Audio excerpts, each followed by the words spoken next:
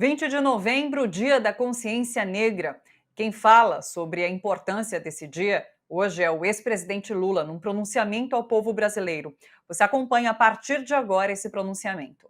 Hoje, 20 de novembro, é Dia da Consciência Negra. Este é um dia que todos, brasileiros e brasileiras, têm de celebrar, independentemente de raça e cor, porque este é um dia que define o nosso país, define o que somos e o que podemos ser. Nunca me esqueço da viagem que fiz em abril de 2005 à ilha de Gorée, na costa do Senegal. Um dos locais de onde africanos escravizados eram embarcados à força para as Américas. Lembro-me da comoção que senti ao entrar nas celas onde homens, mulheres e crianças eram mantidos presos até serem embarcados nos navios negreiros. Não consegui conter a emoção na porta do Nunca Mais.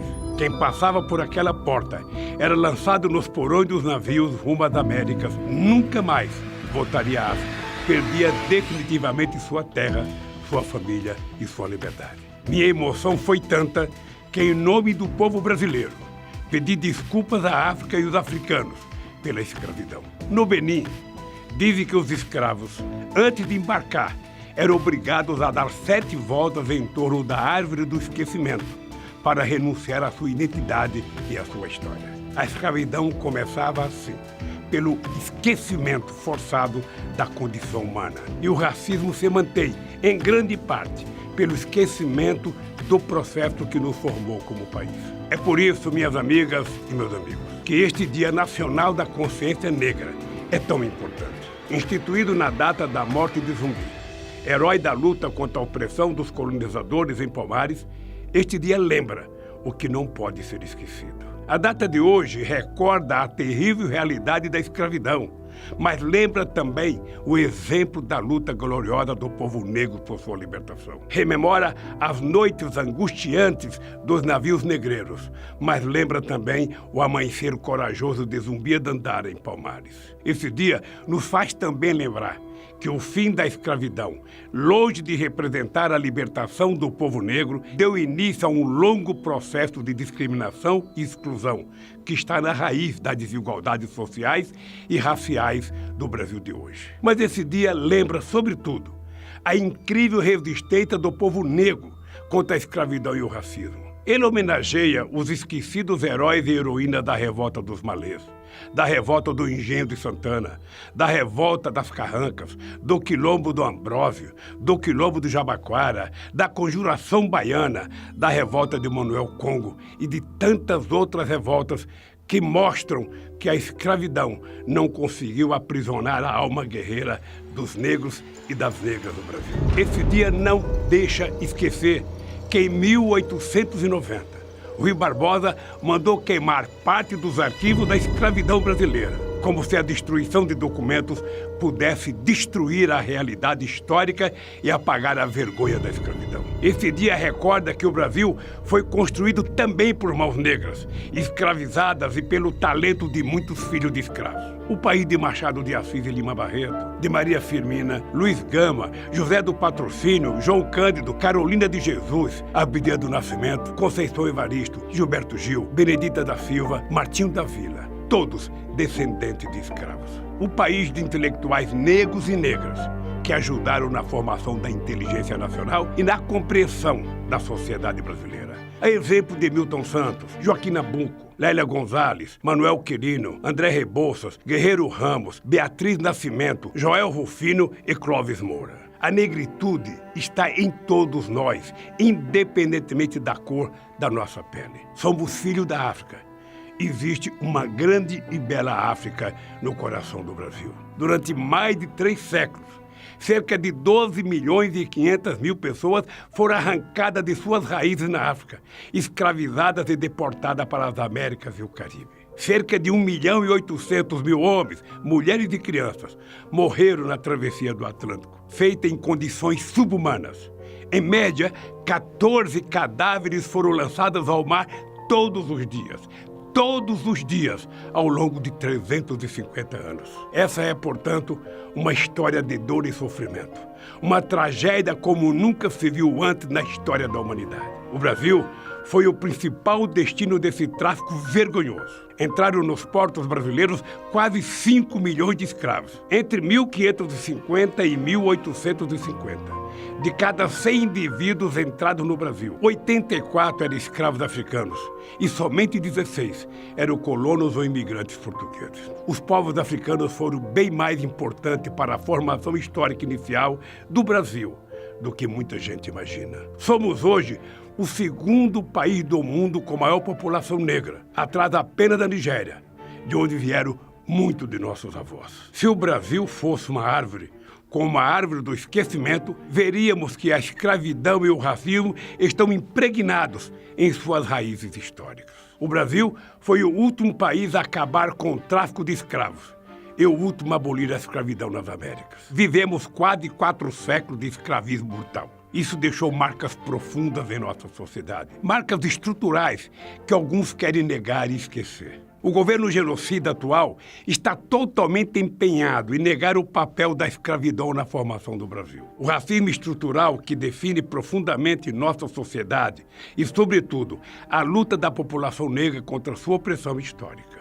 Temos um presidente que afirma que os quilombolas têm de ser pesados em arrobas, como gado, e que esses descendentes dos combatentes contra a escravidão não servem nem para procriar. Temos um governo que defende as velhas e falsas ideias de que a escravidão não foi tão ruim assim para os negros, de que os povos africanos foram responsáveis pela escravidão e que não há racismo no Brasil. Mais da metade da população brasileira é negra. Mas mesmo sendo maioria, negras e negros ainda se encontram nos patamares mais cruéis de desigualdade, pobreza e violência. No Brasil, a desigualdade e a pobreza têm cor.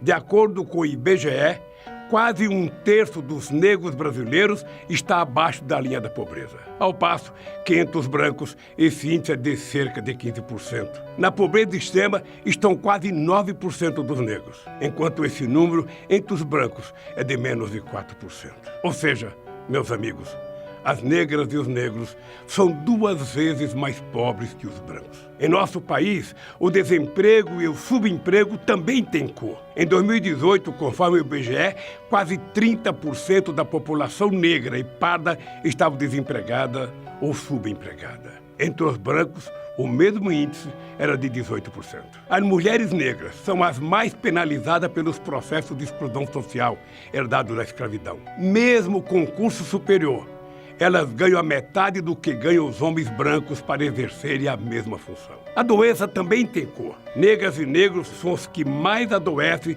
e os que menos têm acesso à saúde. Eles compõem o público mais exposto ao novo coronavírus, devido à sua condição de pobreza, de desemprego, de trabalho informal, de localização em vilas e favelas, sem saneamento básico. Em nosso país, a violência definitivamente tem cor. Ela se abate ferozmente, como o chicote do pelourinho na pele negra. Nos últimos 10 anos, mais de 650 mil pessoas negras foram assassinadas no Brasil.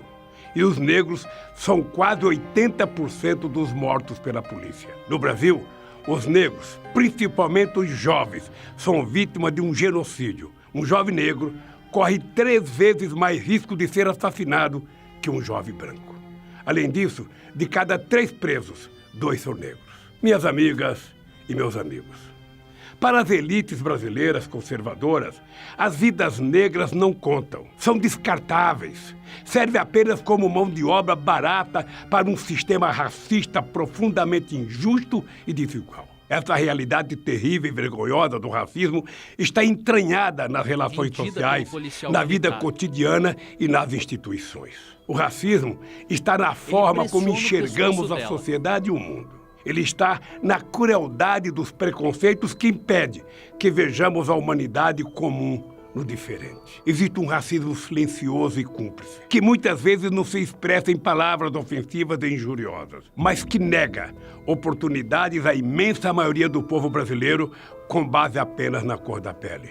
Este é, portanto, um racismo corrosivo, que destrói o nosso futuro, porque impede que milhões e milhões de brasileiros realizem plenamente as suas vocações e talentos. Por isso, O racismo desumaniza a todos nós. Por isso precisamos combatê-lo juntos. Esta é uma tarefa de todos e de todas que acreditam e lutam pela democracia e pela justiça social, e não somente dos negros e das negras.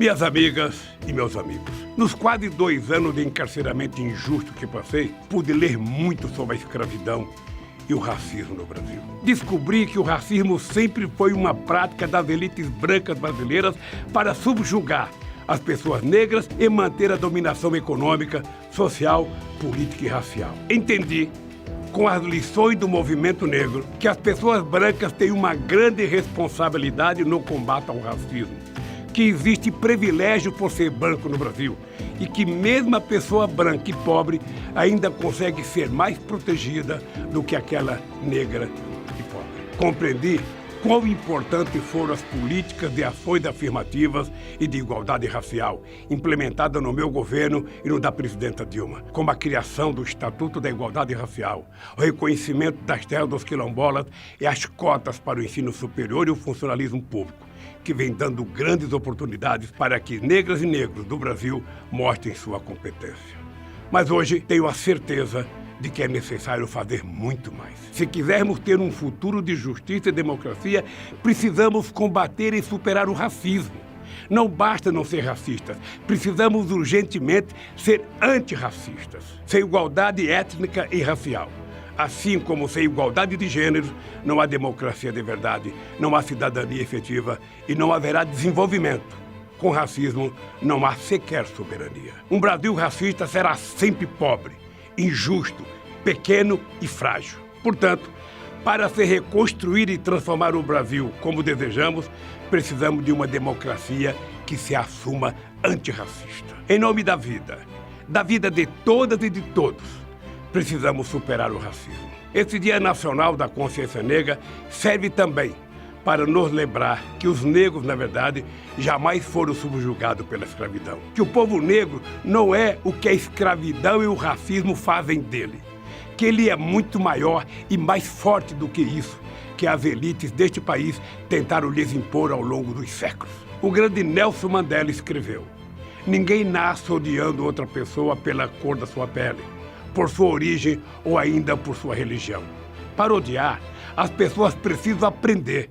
E se pode aprender a odiar, elas podem aprender a amar. O racismo é filho do ódio e da intolerância.